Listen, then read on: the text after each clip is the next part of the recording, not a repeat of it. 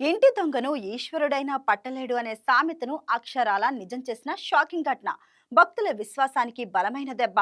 దేవాలయ హుండీలో వేసిన కానుకలు దేవుడికి కాకుండా కొందరి జేబుల్లోకి వెళ్లిన వ్యవహారం ఇప్పుడు కృష్ణా జిల్లాలో సంచలనం సృష్టిస్తుంది.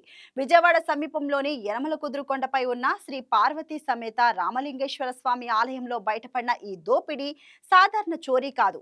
ఇది ప్లాన్ చేసిన వ్యవస్థను మోసం చేస్తూ రెండేళ్లుగా సాగిన అంతర్గత కుట్ర. ఈ సంఘటనలో ఆలయ సిబ్బందే ప్రధాన పాత్ర పోషించడం మరింత ఆందోళనకరం. పూర్తి వివరాలు ఇప్పుడు చూద్దాం.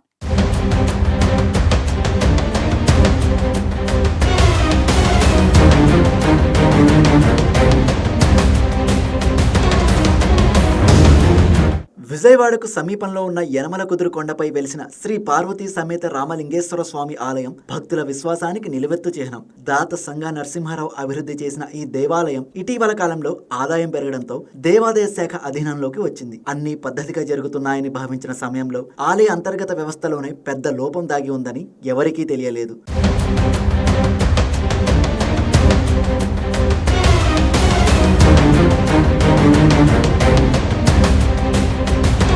హుండీల్లో భక్తులు వేసిన కానుకలు భక్తి, నమ్మకం, విశ్వాసానికి ప్రతీకలు. కానీ అదే హుండీలు కొందరికి సులభమైన ఆదాయ మార్గంగా మారాయి. ఆలయంలో పనిచేసే కొందరు సిబ్బంది, ముఖ్యంగా ఈవో భవానీ, ప్రధాన అర్చకుడు సాగర్, సహాయకుడు పూర్ణ, తాత్కాలిక ఉద్యోగి రోసయ్య కలిసి పక్కా ప్లాన్తో హుండీలపై కన్నేశారు.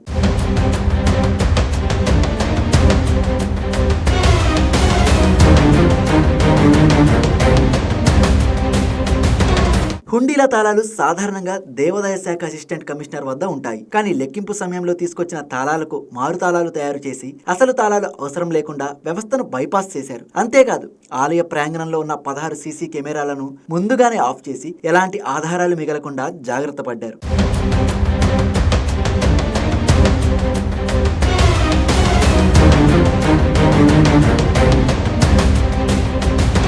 హుండీ లెక్కింపు సమయంలో తీసిన డబ్బులో కొంత భాగాన్ని పక్కకు మళ్లించడం వారి సాధారణ ప్రక్రియగా మారింది. ఇదంతా ఒక్కసారిగా కాదు, పద్ధతిగా క్రమబద్ధంగా 2 ఏళ్ల పాటు సాగింది. అయితే ఈ వ్యవహారంలో అసలు ట్విస్ట్ ఈవో భవానీ పాత్రలో కనిపించింది.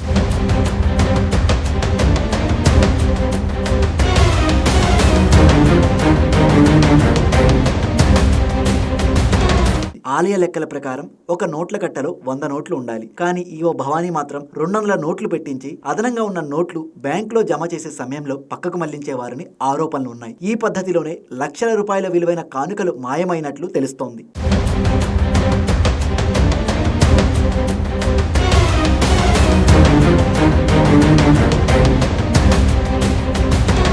ఇంకా హుండీలో వచ్చిన చిరిగిన మరకలు ఉన్న నోట్లు కూడా ప్రత్యేకంగా వేరు చేసి వాటిని బయటకు తరలించినట్లు పోలీసులు గుర్తించారు. అంటే చిన్న చిన్న మార్గాల ద్వారా కూడా పెద్ద మొత్తాన్ని దోచుకున్నట్లే.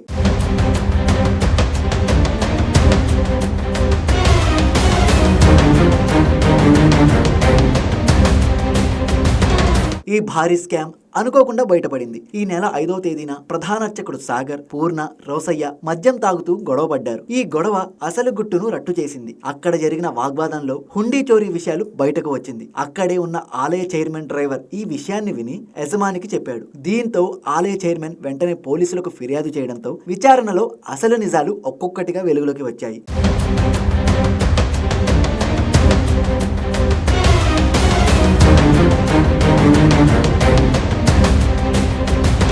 పోలీసులు ఇప్పటికే 3 అరెస్ట్ చేశారు. అయితే కేసు నమోదైన విషయం తెలిసిన వెంటనే ఈవో భవానీ దీర్ఘకాలిక సెలవుపై వెళ్లడం అనుమానాలకు తావిస్తోంది. ఇదే ఆలయంలో గతంలో కూడా ఈవోగా పనిచేసిన ఆమె తిరిగి ఇక్కడికి రావడం, తర్వాత ఈ స్కామ్ బయటపడడం ఇప్పుడు మరింత చర్చకు దారితీస్తోంది.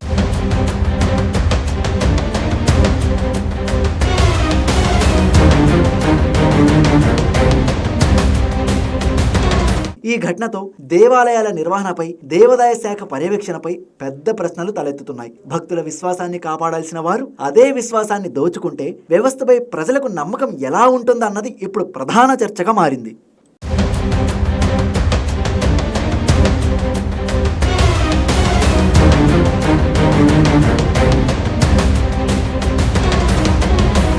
దేవుడికి భక్తి శ్రద్ధలతో సమర్పించుకునే కానుకలు ఎంతో పవిత్రమని భావించే భక్తుల నమ్మకానికి ఇది పెద్ద దెబ్బ.